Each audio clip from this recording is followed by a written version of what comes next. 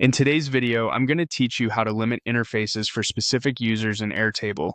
To begin, head to the Airtable website and sign in. From your workspace, open the app or base that contains the interface you want to control. Think of this as opening the project where your interface lives. Once you're in, look for the Interfaces section. This is where all your built, user-friendly views are organized, separate from the underlying tables and fields. Open the interface you plan to restrict and find the Share option, usually at the top right.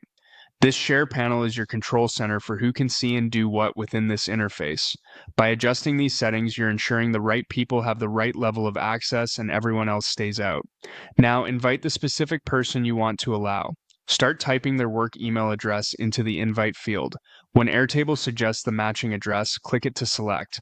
This confirms the exact user you're adding and helps you avoid typos or inviting the wrong person. Next, choose the appropriate role for this user. You'll see options like Creator, Editor, Commenter, and Read Only. Here's how to decide. Creator grants full design control of the interface, including changing layouts and components. Reserve this for trusted builders.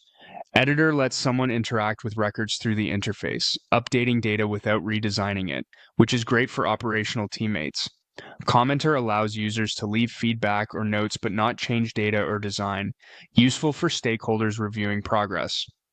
Read only provides view access with no editing or commenting, ideal for audiences who just need visibility.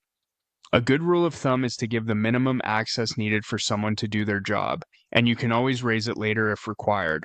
Before sending the invite, add a short message. Explain what the interface is for, what you expect the person to do inside it, and any guidelines about editing or commenting.